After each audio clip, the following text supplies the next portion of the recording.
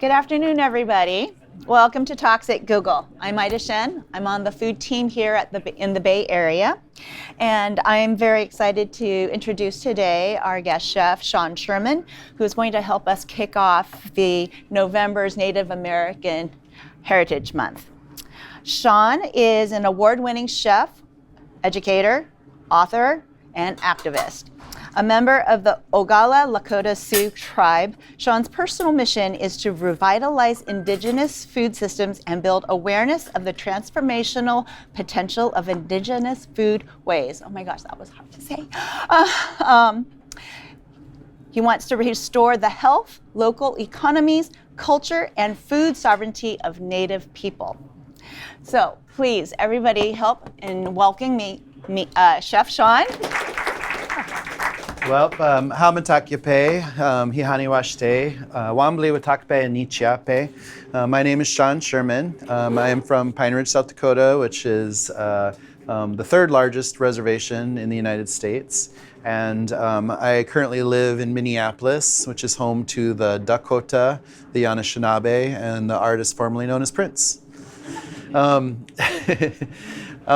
I'm here today basically just to kind of share with you guys the perspective of what we do, because for basically too long, indigenous foods have been very invisible in the United States and elsewhere across the globe when it comes to indigenous peoples. And so it's really important that we believe that people should have a deeper understanding of a lot of our amazing diversity that we have amongst indigenous peoples, and especially through food, because food is something that's food is something that connects all of us no matter who we are.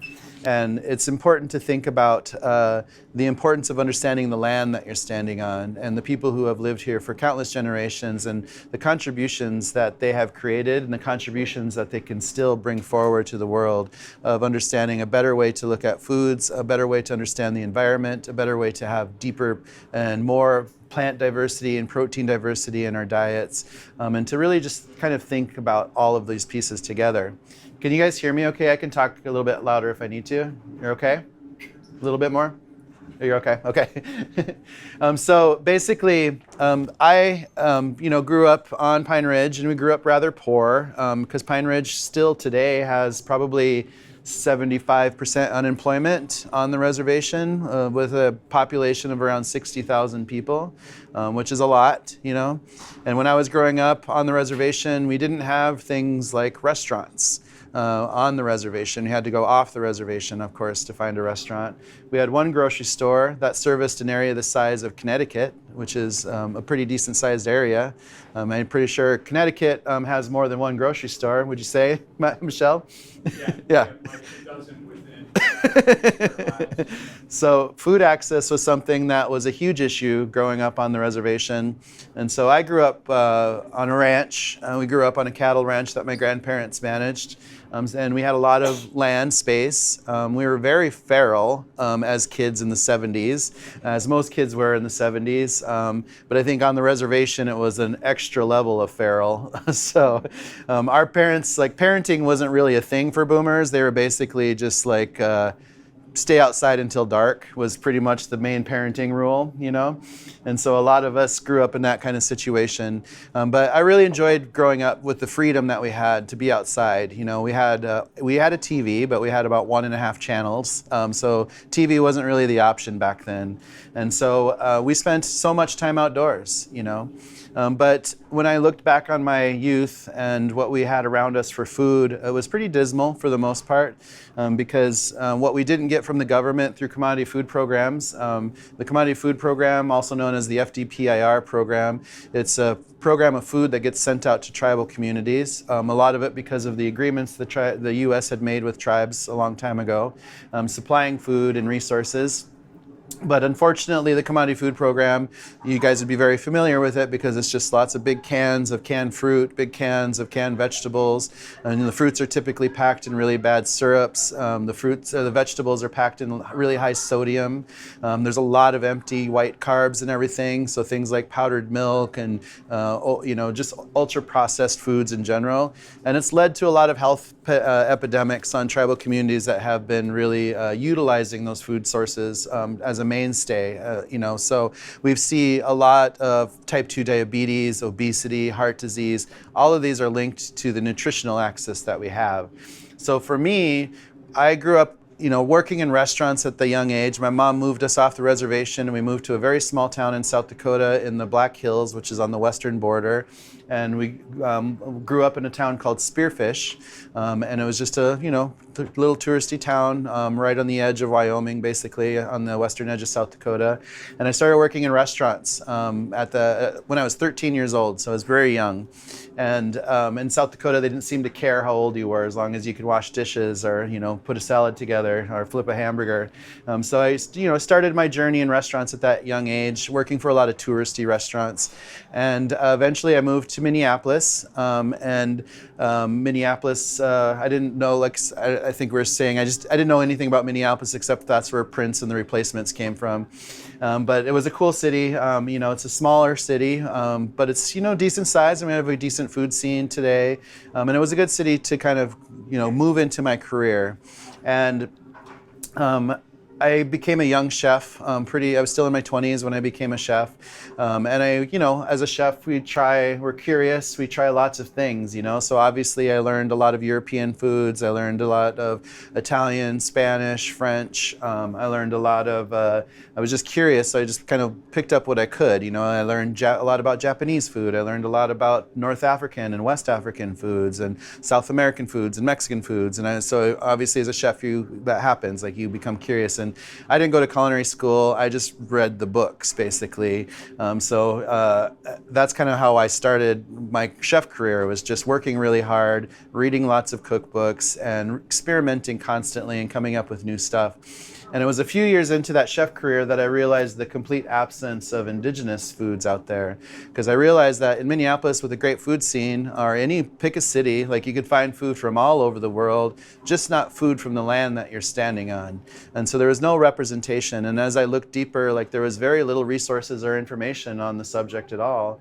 And it was largely unknown, and it seemed crazy, And so I challenged myself, who in my generation and who in my family history would have been the last to have had a full access to Lakota knowledge and history, right? And foodways and the whole situation. And so for me, it was only my great-grandfather, because my great-grandfather was born in the late 1850s, early 1860s, somewhere in that cusp. He grew up a Lakota boy on the plains, learning everything it meant to be Lakota. But he was 18 during the Battle of Little Bighorn, which was Custer's last stand, you might know it as, which was a pivotal battle for the Lakota because they beat the U.S. cavalry in that battle. And he sees in his life, his kids have to go into boarding schools to learn how to speak English, to learn Christianity, to cut their hair, to basically have everything it was to be Lakota stripped from them. And so this only happened at the turn of the century. So my grandparents are that era of children who are going through this transformation, this assimilation.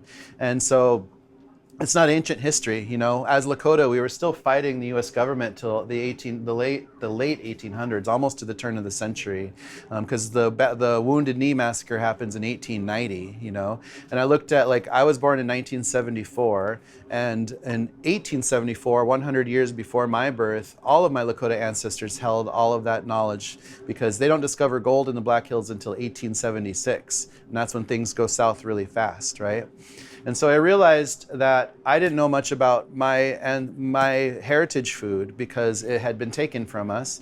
And so it set me on a path to understand what were my Lakota ancestors eating, what were they gathering, what were they harvesting, what kind of crops did they have, were they trading with other people, where did we get salts and fats and sugars, And so I had all these questions. And so it set me on this path to understand all of that. And as I started to learn more about my Lakota ancestry, I started to learn more about the other tribes around us in my regions. And that really opened me up into more and more larger areas, so today, like, my whole nonprofit's built on just mainly looking at North America, but we see indigenous value across the globe because colonization has affected people everywhere, whether you're in North America, Central America, South America, Africa, India, Southeast Asia, Australia, New Zealand. Colonizations happen massively globally, and it's affected cultures and diversities across the board. And so for us, when we're using terms like decolonization, like, it's not a bad thing because we're looking at what colonization did to us and how colonization has normalized so many things in our life. Because colonization is the policy or practice of acquiring full or partial political control over another country, occupying with settlers, exploiting it economically. And we see colonization still alive today in many forms, whether it's the Middle East, places like the Congo, Ukraine, places like Brazil, where they're literally murdering indigenous communities for the sake of logging and mining. Colonization is still rampant in the world today. Like, we haven't exited an era of colonization yet. So it's important to think what colonization brought, because basically, if we look at America kind of developed its own form of colonization too, because our government's very young. Like, America is born at the end of the 1700s, and even at 1800, we're still kind of like these 13 colonies squished up on the East Coast, and the majority of North America is still stewarded by indigenous peoples, right? And there's countless cultures across that landscape with so much different ways of food, of agriculture, of permaculture, of just understanding the world that we're living in, and so many different climates, because indigenous peoples in North America were living from the Arctic down to the tropics. There's so much amazing stuff to think about there. And America, one of the first things it does as a young government is sets the Northwest Ordinance of 1779 in play, which basically justifies the next century of land acquisition. So basically the theft of land, justifying it of what they do with it, because they discover that if they take over native land spaces and make it ownership, make land ownership a situation, they're able to parcel it, commodify it, and make a ton of money off of it. And the United States is really born from the theft of this indigenous land space and utilizing indigenous peoples stolen from Africa to really build the whole situation. So it's understanding what happened in America, but looking at it that this is something that also happened across the globe, and it's still happening in different forms today, right? And so colonization brought not only like the concept of land ownership, but it also created a dehumanization of people of color. It really focuses on individuality and forcing people into a capitalistic system where we're not working together as a community to feed ourselves. We have to use money to be able to buy things, including food, right? And so we also just ignore like the environmental protections, so it's just ripping up the earth for whatever we need, whatever it's mineral, whatever's deemed profitable, right? And so colonization has all of these really negative things that we just take for granted because it's just the way it's been. And it's just very normal to see these things happening.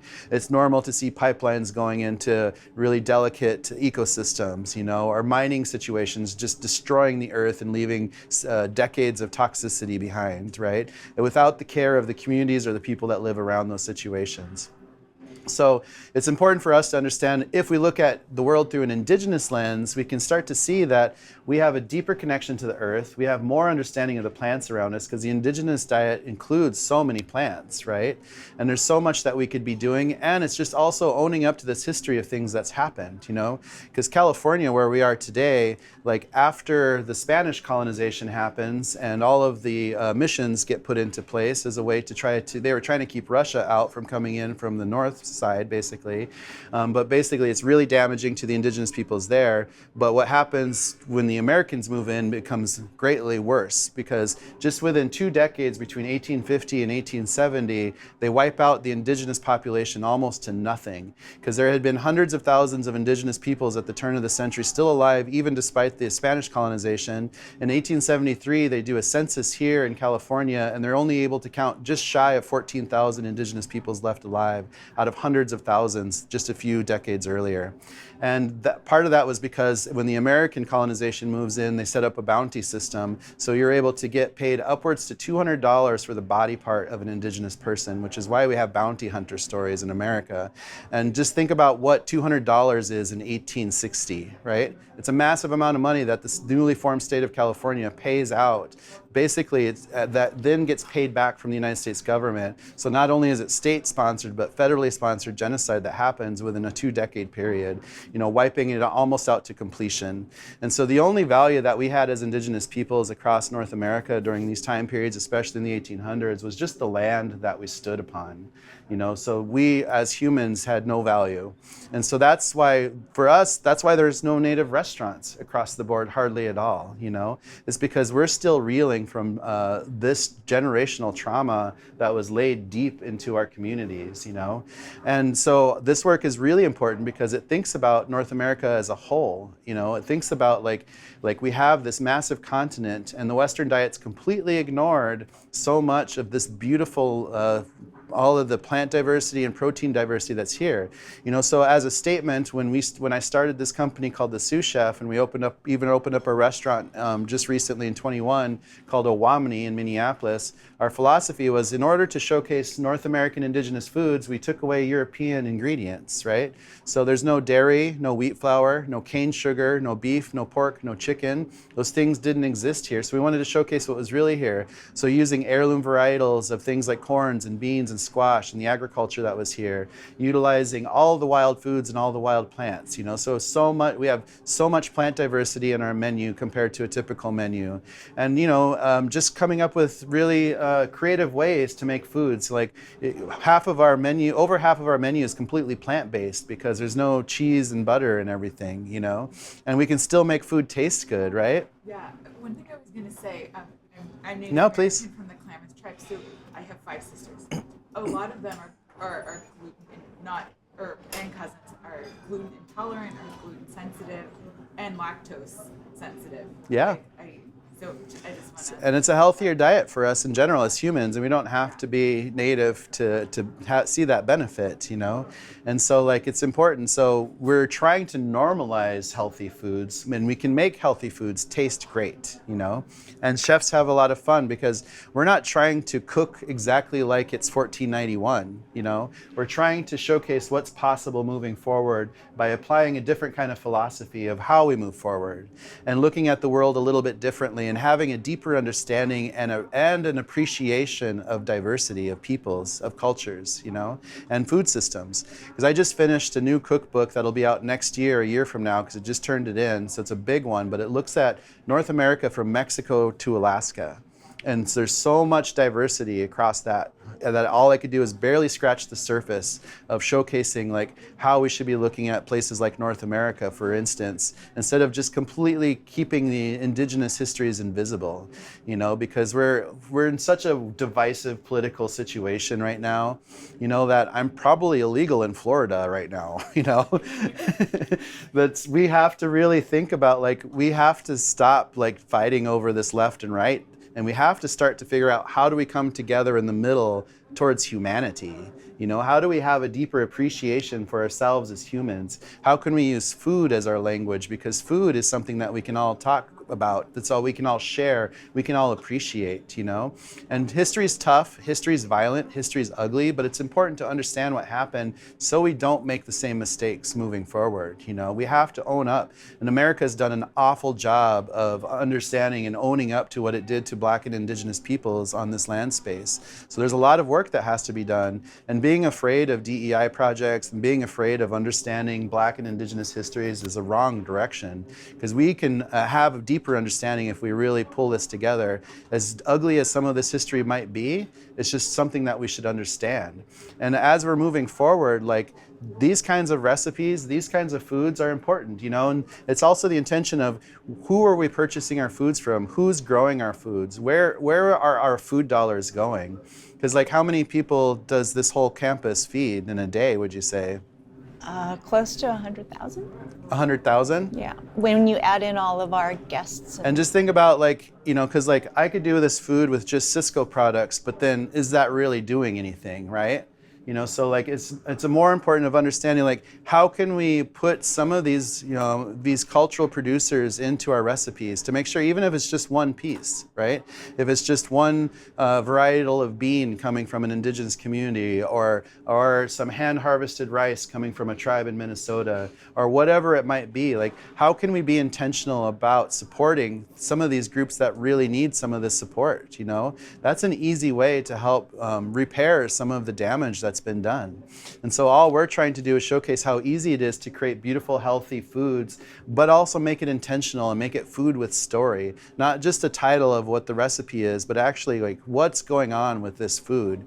You know, so when I selected this recipe particularly out of the cookbook, which these recipes we wrote way back in like 2015, you know, because this book came out in 2017. So this kind of feels like ancient history to me a little bit, because we've been doing so much, we've grown so much. But this recipe called Missouri River Pozole, most people think of pozole as something from Mexico, and you think of red or green pozole. But think about Mexican food for a second, because Mexican food is more indigenous than it is Spanish or French or English or whatever, right? And you know, and it doesn't matter who's speaking even any of those languages either, because like Spanish, French, English, those are foreign languages on these land spaces. English is a foreign language right here where we stand today. And so we have to understand like something like this is showcasing like the beauty of things, because corn culture, which begins at the bottom of Mexico, Central America and those regions, and Belize, it shoots both directions, north and south, into the Americas, and over centuries, right? And so corn like moves throughout almost all of Mexico, throughout the entire Caribbean, all the way up the Mississippi and Missouri River valleys into places like Montana, all the way throughout to the entire East Coast. And people were growing these beautiful varietals of corns and beans and squash in many, many different ways, right? And there's also sunflowers and chilies and all sorts of other things that people were utilizing for agriculture, on top of having a vast education of the world around us. And you call out pozole, because that's actually an indigenous word. Yeah, absolutely, because you can trace those words back to Nahuatl, and so understanding that where the nixtamalization of the corn, which begins down there with the processing, because when you nixtamalize the corn, you're soaking the corn, you're drying out the corn first, and then you soak it in an alkalized bath, right? And like typically most people are using CAL, which is calcium hydroxide, and it helps like loosen up the, kind of like dissipates the outer skin, and then they'll even like cook it down so the little eye thing falls off of the corn kernel. But it swells the corn out a little bit, and you can see this when you're cooking some of these corns, or when you eat the soup later. You can see that's why hominy is so fat, because pozole, nixtamal, hominy, it's all the same situation, just different words for it, right? But then what makes it really important is that when you nixtamalize the corn, it unlocks that kernel to get really valuable nutrients into your body, minerals especially, right? And there's other ways you can alkalize water. You can use wood ash, and plant ash was a typical thing utilized in many cultures across the board. We still utilize that, and because there's also, you can use something as simple as baking powder, you know, which gives it a kind of a funky flavor, but it does the job. It does alkalize the water. But what happens is like that corn becomes really nutritious for you, because corn has a lot of amazing minerals inside of it that when you nixtamalize it, you get. So there's calcium, magnesium, iron, potassium, zinc, niacin, things that are really important building blocks for us to eat. And so like when European colonizers first started bringing corn back over to Europe, it became very popular in Italy, and they started growing a lot of corn, which is why we see a lot of polenta, right, in Italy. But they were trying to feed a lot of people a lot of this just straight corn product. You know, they didn't take that knowledge of nixtamalizing the corn, and people were eating really heavy cornmeal diets, and they gave themselves pellagra, which is something you don't want because it's a nutrient. You're lacking all these nutrients, and you make yourself really sick. You know, but if they had taken the time to learn from the indigenous communities of how this corn was processed, then they could have like been really healthy. Because again, like Mexican food is more indigenous, because if it's not hard to decolonize Mexican food. You take away cheese and chicken and beef and things that just didn't exist, but you still have nixtamal and tamales and masa and tortillas and nopales and chiles and tomatoes and all these things that are like that still is overwhelmingly Mexican, right? So pozole, because corn culture went so far north, even all the way up the Missouri River valleys, the process of nixtamalizing corn followed it also. And so that's why we chose this recipe, which is really simple. I should do some cooking because you guys are here to see some cooking, but should we answer a couple questions? I'm just kind of like blah, Are there blah, any blah. questions in the audience? Please. I have an obscure question. That's fine. I work in finance. I actually thought, I've heard interviews with you, you turning your restaurant into a nonprofit was, I think, a huge achievement. Would you mind kind of sharing So how and why you did that? Yeah. the question is, Sean has a restaurant that he's turned into a nonprofit, and I believe it's called Natives. And would you please share the story of that? Yeah, absolutely. It was always kind of the plan because I see we're trying to educate people on this food system situation. We're trying to showcase what's possible. The nonprofit's called Natives, which is North American Traditional Indigenous Food Systems, NATIFS. And under Natives, we built a model where we have a public-facing entity called Indigenous Food Lab. Indigenous Food Lab has a market space where we've created we've pulled together over 50 different indigenous producers because we want to make those distributable and get this access into indigenous communities where we have very little food access, right? And then we also have a teaching kitchen, not as nice as this one, but we also have lots of cameras so we can start to just do a lot of video work so people can learn what to do with these foods. So if you go to natives.org, you can see some of those videos of what our team has been doing. Then we have a production kitchen that's making more products. And then the restaurant we pulled into the nonprofit. So the restaurant's actually a for-profit entity, but it's owned by the nonprofit outright because we're using the restaurant as a tool because that's where job creation happens because we are able to maintain over 100 employees at that one restaurant. We're doing about $6 million in sales there, and a huge chunk of restaurant costs are food, right? So food cost is a massive component, and because of our intentionality of trying to purchase from indigenous producers, we're taking up a huge chunk. So we're pushing nearly $1 million a year just to indigenous food production through two indigenous food producers. And that's with one restaurant and one kitchen. And the restaurant becomes a voice for us where people can come and experience, because how many people have been to a Native American restaurant before? So it's kind of rare, you know? And so there's no reason for that because you guys are lucky that in Oakland you have Crystal Wapipa's kitchen up there, you know, to be able to experience some of this stuff. We're good friends, you know, and we helped her when she first started opening too. But it's atypical to find a Native restaurant on Native American land spaces, you know, so that's something that we want to help change. And that's why we kind of did it through the nonprofit. And the IRS was like, you can't have a restaurant under a nonprofit. And we're like, why? And they're like, because they make too much money. And we're like, bullshit. Like every restaurant should be a nonprofit, really, you know? Yeah, I was saying that in your interview, and I was like blown away. I was like, oh my gosh, like, more people should be doing that. Yeah. It's just really smart. And then question? No, go for it. So I come from New Mexico, where it's a really small town. A lot of the aspects you described are similar to areas there in New Mexico. There's a lot of pueblos there. People who there's a lot of mixed heritage. Yep. But there's also two things that prevent people, I think, from maintaining their past culture and having a healthy diet, which is just trying to survive with very low salaries. Yep. And also a sort of fear around things like wild crafting or using these traditional ingredients when there's this increase in pollution. For example, Los Alamos National Labs is right up the river, and all these pollutants that make it a little bit maybe scary to go that route. So I guess, do you do any education around that, or? Yeah, and so. Sean, do you mind repeating the question? Oh yeah. So help me repeat the question a little bit. So I guess you could boil it down to there's a fear around there's a prevention of having this healthy food by just trying to survive, and so you get like the easy carbs and the easy things to find, and also just like what education is there that you provide around doing this kind of wild crafting or use of traditional materials with higher pollution levels and lack of time.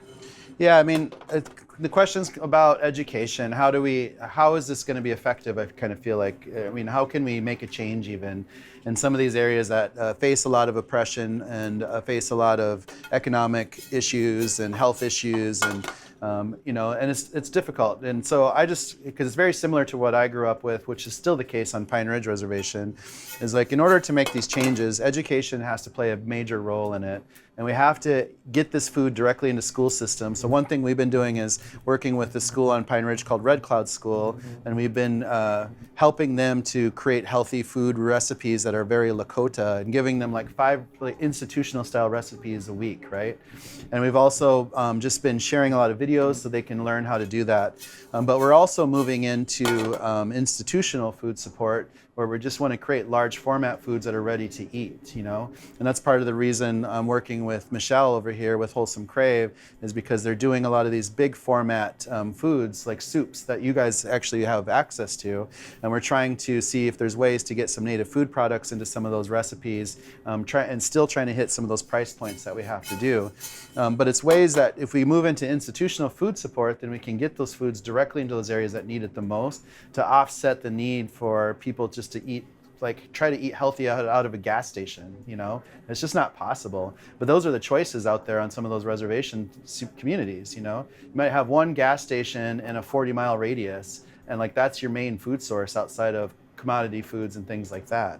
And since there's not a lot of money or jobs, people buy the cheap food that's over-processed, and it creates a lot of health epidemic, And so we're trying to come up with solutions to change all of that little by little, but also creating these ways that we can do this kind of with any culture around the world, that we can work with people everywhere, in South America, in Africa, in India, Southeast Asia, Australia, New Zealand, and helping people really reconnect with who they are, not having to have a Eurocentric viewpoint in the forefront of it all, but really being able to celebrate the diversities that are out there, and be really proud of who we come from, and the contributions that we still have left to offer the world. Sean, do you mind sharing with the audience what you've just done? I was puffing wild rice. So this is cultivated wild rice. We use a lot of hand-harvested wild rice in Minnesota because we have a lot of tribes. There's almost 15,000 lakes in Minnesota, and there's a lot of wild rice out there on the water, and it's got a lot of deep cultural connection to the tribes out there. But it's really rare because it really kind of grows in that little Great Lakes region, right around Lake Superior, into a little bit of Michigan, Wisconsin, Canada, and just kind of out of the whole world, that particular rice grows there. This wild rice that we're used to seeing in grocery stores, a lot of this comes out of California actually. But this was cultivated, this was designed so they can use combines and make it more industrial, And so it doesn't taste or look like the true wild rice, which is lighter colors, that doesn't cook as long, and it's just got a little bit different nutritional value, But this is still fun to use. And so all I'm doing is puffing it, so it's just a dry pan with just medium-high heat, and you just apply a little tiny bit at a time, and you just kind of keep shaking it. And it just starts to puff up. You can hear that crackling a little bit. And it just kind of puffs up into almost like a little snack, So I think we made a bunch, but it's going on the soup, basically. And the soup is really simple because it was the nixtamal, which is the hominy. It was some fresh squash that we just cook in the soup to give it some flavor and some body. It was a little bit of sage, a tiny bit of maple, some corn stock, where we're just using the cobs of the corn and just making a really wonderful corn stock. You can smell that, it's really, it just smells so good. And it's just using these really simple things, because just like our restaurant in Minneapolis, all this food that we're making, it's gluten-free, dairy-free, sugar-free, soy-free, pork-free, and it's plant-based, a lot of it. So it's just a really ideal diet. And it's just, how do we normalize healthy eating and not just, we don't have to turn plants into a hamburger to make it taste good. We can just allow plants to taste like what they are, and just, be more in touch, utilizing some wild ingredients, utilizing some heirloom varietals, keeping those seeds alive, basically, trying to purchase from indigenous producers that have deep connections to the plants that they're growing. And so there's just a lot to think about in that way. fun fact, in September, Sean was named to the inaugural Climate 100 list by The Independent. And the reason why is because native indigenous foodways are very sustainable. Do you mind sharing some of that kind of full cycle sustainability aspect? Yeah, I mean, so much of our land usage, especially in places like the United States, goes to things like cattle ranching, you know. So cattle is the biggest takes over the most amount of area in the United States of land space, right? And cattle is not even from here. So when cattle was introduced in the 1800s, the cattle ate a lot of the wrong plants. We created the barbed wire fence systems to keep everything, but it inhibited the natural flow of animals, which helped the plants grow, which helped the ecosystem grow. And just the introduction of cattle alone in the United States at the volume that happened, and the disappearance of bison, who were natural to this region, so many of these regions, was an environmental catastrophe. You know, it changed everything.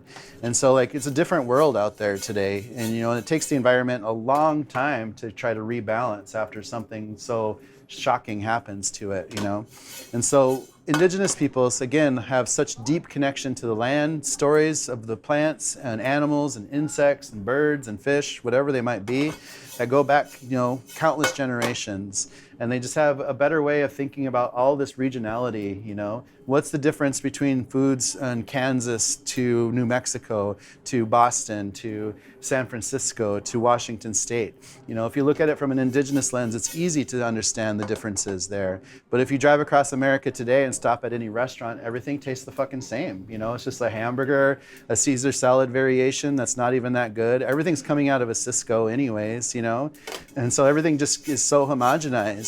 But if we celebrated more Indigenous foods, we would be supporting Indigenous producers, which are closer to the environment, which are protecting our environment, which are, you know, because we're going through some really harsh changes right now that we're not prepared for, because water crisis is happening in real time, you know. And we're not smart about it. You know, Palm Springs has 120 golf courses in the middle of the desert, right? And if we're gonna, like, we need to be, knowing that we're coming up on a water crisis, we need to be prioritizing water usage for food and for humans, you know, if we're gonna stay alive, you know. And as much as, like, I tried to survive off of wine alone, it's not possible, you know. I keep trying, but it's just not possible. And so, like, we overwater our grapes, we overwater almonds, you're spending all this time and effort on golf courses. Just think how much water one golf course uses, let alone 120 of them in the desert, you know. And so, like, we have to be smarter, much smarter, and we have to stop giving up all of our water to companies like Nestle's of the world that buy up water rights for nothing, literally nothing, just to create plastic bottles, you know. And so we have to be smarter on a state level, on a federal level, on community levels of what we're doing with our water. So we have to just understand these changes, and climate change is happening in real time. Like, we tapped maple 7 weeks early, which is a big chunk of time. You know, that's almost 2 months early, and that's insane. And wild rice, we're watching it slowly dissipate because it likes the cold waters, and because things are getting warmer, it feels like it's moving northward away from us a little bit. You know, and so we're seeing all this climate change happen in many different forms. And again, so if we adopted more Indigenous perspective on food systems, utilizing more plants that are natural to our region, you know, just being smarter about how we're growing things. I always say that lawns are stupid because they are. Like, we should stop wasting our time and effort on things that don't matter. We should just be putting food plants everywhere, you know, and we should be teaching about plants, because you have all these beautiful plants outside, but how many people can name any of these trees? You know, our kids can name more Kardashians than these trees out here. And so that's why we have to understand, like, what are we teaching ourselves? What are we teaching our next generation? You know, so there's a lot of pieces to this that's important than just the food, you know. That's why I should be talking about what I'm doing, but, you know, I'm making this soup that's in this first cookbook, which you guys, a lot of you have that cookbook, but it's really about what the intention is. It's really about why we believe this is important, and why we believe you guys should understand why it's important, you know. It's just a different way to look at the world, and we need that right now, you know, so that's but the food is also a medium for which you can use to educate people, correct? Absolutely. Again, because it's a powerful language, you know. And just think about the first time you try somebody else's food from a different culture, the first time you try Ethiopian food, it opens up a door of curiosity, you know. The first time you try, just think of anything, you know. And that's why it's important to use food, is that because as humans we can connect. Food doesn't care what, you know, if you're blue or red, you know, food doesn't care about all these things. But we need real food too. You know, we don't need all of our food controlled by all these giant corporations that don't care about what happens to us, because what will happen to us after we've been microdosing glyphosate for the past 20 years, you know? That's not going to be pretty, but we've been doing it because you can't get away from it. It's in everything, you know. So we have to be more intentional about where our products are coming from, how we're spending our food dollars, what we're teaching the next generation to eat, you know. And there's a lot of, it's an uphill struggle, but if we all work together, we can all do it, because it's just a matter, again, of wanting to be healthier, wanting our next generation to be healthier. Because all this work that we're doing with my nonprofit, our goal is to replicate everywhere, because we're already moving into Montana right now. We're getting ready to move into Anchorage with all these things, with all these regional food supports for the tribes to help preserve a lot of indigenous knowledge instead of just watching it wipe away, and helping to make distribution points and education and these restaurants to create jobs and move food products and get people to think differently, you know. But some of these, like, eventually I want to see us move around the world. Like, we can be in Canada and Mexico, South America, again, like all over the world, Africa, India, Southeast Asia, Australia, New Zealand. But some of this might not happen in my lifetime, and that's okay, because the best thing we can do with our lives is set up the next generation for success, you know. And we have to get away from all this power and greed wanting that we just see being a part of our political atmosphere. We have to really understand, how do we protect ourselves and our next generations, and food is the most important thing. So I think it's related to the three sisters, but there's a connection between the mental, spiritual, and physical health with food. Can you speak a little bit more about that and how it's full circle? Yeah, I think anywhere in the world, when you're looking at indigenous communities, that food is for health. You know, food makes us healthy, and food is medicine. You know, and there's so much medicinal properties, and especially the understanding of plants, because plants give us everything. Plants give us food, medicine. Plants give us crafting things. We can build stuff. We can build tools, utensils, clothing, lodging, weapons. Like, tools can give us all sorts of stuff that people have figured out how to utilize across the globe, right? And so we have to have a better education on plants in general. And I forgot the question. I'm so sorry. It's about the three sisters and the connection. And so three sisters, which represents corns, beans, and squash. Because if you look at, the Mayans are growing it, the Nahuatl were growing it, it spreads all across, it goes into South America, you know, and it's something that's deeply connected. And there's some farming techniques where they would plant the corn, and then you plant the beans, and the beans would crawl up the corn stalk, and you plant the squash to kind of create this symbiotic relationship of these three things that are really healthy, especially if you nixtamalize the corn and unlock its potential. You get all these nutrients with those three pieces alone, which can really help, you know, you can survive off of those three things. But there's certain tribes, especially on the East Coast, where Three Sisters is a part of their whole mythology and religion, their origin stories, you know, and it's something that's been adopted by a lot of other cultures. But again, like, we share this corn culture in so many areas of North America, you know, from Mexico to New York, you know, from Mexico to North Dakota. Like, there's so much amazing corn and history and just foodways and different varieties, you know, because we're buying corn from 7 different nations across the U.S. alone right now at the Food Lab, and we do have an online market, so you guys can go on to natives.org and find the market space and order some of these products to cook at home if you want to, because we have wild rices and corns, and sometimes we have all of them, sometimes they sell out, but you know, we keep moving them through. But we have blue corns, white corns, yellow corns, red corns, you know, multicolored corns, black corns, purple corns. There's all these different things, and there's so much amazing, beautiful diversity of all these things to play with, you know, because like we're so used to just seeing the sweet corn, and like native corn, like true native corn, typically has less than 10 rows, you know, so if you count the rows of corn kernels around it, so it's typically 10 or less rows for true corn, right? That came from the Americas. But things like sweet corn that we're so used to has 26 rows. It's like a Frankenstein corn, you know, because it was built just for sugar, basically, for sugar content. And so that's kind of all you get. You just get carbs and fiber when you eat sweet corns, whereas if you take some of these beautiful old heirloom varietals, nixtamalize it, and eat it like that, you get so much more nutrient out of that corn, you know, that's really, really good for you. Natives, natifs.org.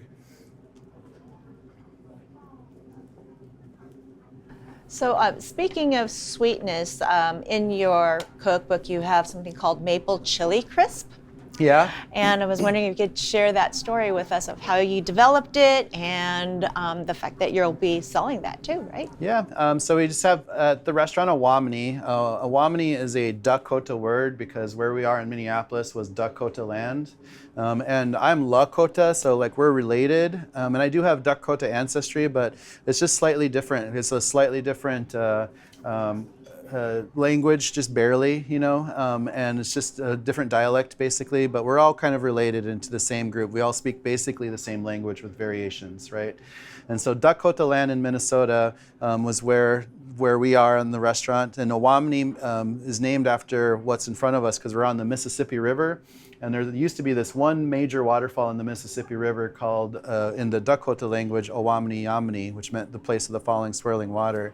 So our restaurant sits on the shores of where that waterfall used to be, which is gone now because when the colonial machine moved into what is downtown Minneapolis, you know, mowing down all the trees from northern Minnesota, and just like it ruined this natural feature of the waterfall. And so there's a lock and dam and concrete skirting out there today, but it was a really important place for the Dakota people that still live in Minnesota today. And so when we took Owamni, it was just kind of the part of that name. We just kind of reclaimed where we were with the original namesake of it. And the question again, so the chili crisp. So at Owamni, we have one of the things that's always been on the menu from day one was this roasted and then grilled sweet potato whole that's kind of quartered up. And then we created this maple chili crisp because for me, it's just like I like to grow chilies in the summertime. And I would just at the end of the summer harvest everything, dehydrate everything, and then make a chili crisp because it lasts a long time and it's really tasty. And then I discovered by adding, after it cools down, adding some maple sugar to it, it just created even more of this kind of really beautiful flavor profile. So we have this maple chili crisp that goes on this roasted sweet potato. And it's just something that's just really simple, but also really beautiful. And we're working on marketing that maple chili crisp this year too, so hopefully we'll have that. And that's an example of how you're moving the indigenous food forward, right? Because the chili crisp is Chinese or Asian in origin, but you're using indigenous But most of the hot spicy chilies come from the Americas originally, but because of spice trades and things like that, a lot of these flavors move across the globe, you know. So a lot of things across the world came from the Americas that just aren't really talked about because they got so deeply adopted to other regions across the globe, you know. And so, you know, imagine Italy without tomatoes or polenta, you know, or Belgium without chocolate, you know, or whatever. It's like there's all these things that are from the Americas that, you know, that there should be a little bit more understanding of where they come from. And we see these foods in countries all over the world, you know. Are there any other questions from the audience? Go for it. We have a question here. Oh, okay. You alluded already to the U.S. government's kind of history of erasure, in history. I'm curious what your journey was like in figuring out some of your sources and understanding more about traditional practices. Yep. So the story was just kind of like what were the resources of trying to understand some of this knowledge that was completely wiped away, you know? So it wasn't easy, but ChatGPT, teasing. This is all before that. No, it's you know, I had an understanding of what I wanted to learn, and so I remember when I asked my mom, like, did my grandparents who grew up first generation Lakota speakers, like, did they pass down any recipes that were truly Lakota? You know, do they have any recipe cards, anything? She's like, oh, I've got a Lakota recipe book for you. And so when I went to pick up this recipe book, it was just, it looked like a Lutheran cookbook, you know? It was like this little paperback. And I was like, Mom, I'm looking for things without cream of mushroom soup. Because I know that my ancestors weren't opening up cans of Campbell's cream of mushroom soup to add to their food, you know, so I want to know what we're really eating, and that's kind of what set me on the path. But I really turned to plants, because I was able to talk to a lot of elders and things like that, but they'd also been through a generation of boarding schools and a lot of assimilation and have already stripped of a lot of knowledge. And so plants was something that I could connect with my ancestry right away, because knowing that they had a vast knowledge of the plants around them and what to do with them, I started with a lot of ethnobotanical texts, so just really starting to relearn.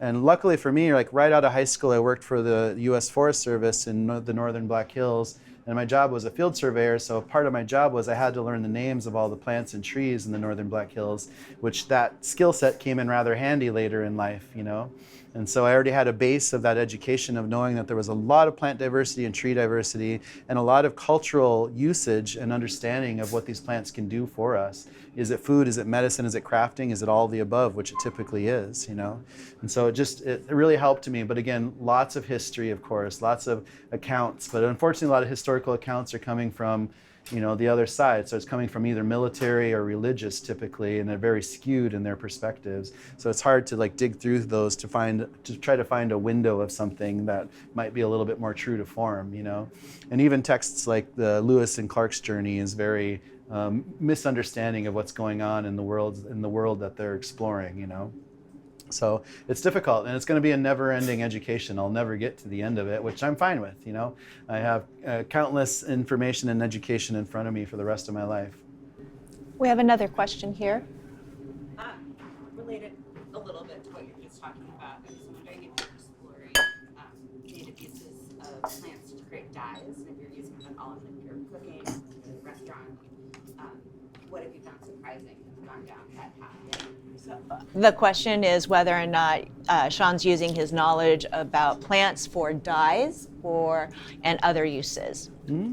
Yeah, and there's a lot of that because I found a lot of these dioramas that were created in the Southwest back in probably the 60s and 70s, but they show all these raw plants, right? And then they'll have a string going to it with the color that they create, and you can see the weaving of the blank, like a piece of blanket, and the different colors are coming from different plants, And I like to paint, and so I've been playing around with trying to figure out how to make pigments and dyes utilizing these plant pieces, because there's so much between berries and sumacs and onions and all these different kinds of barks and greens and all these things that make different iterations of color palettes, and just trying to find some of those primary colors that really pop.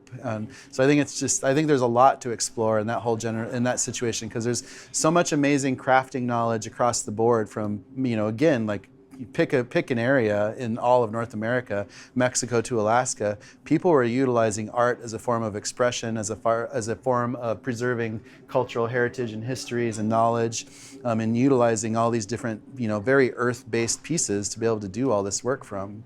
And so you see that. So I think it's amazing when we're looking at if you go to some museums that might have some of these pieces, like here in California, all this basket weaving, utilizing different colors of plants to make like these beautiful, beautiful baskets that are waterproof, It's crazy, but there's all this cool stuff that people figured out how to do. Mushrooms is also Absolutely. And like black walnuts or what, things that just kind of get that real inky color, There's a bunch of cool stuff. Well, Sean, thank you so much for joining us All and right. kicking off Native American History Month. Thank you so much. I appreciate it.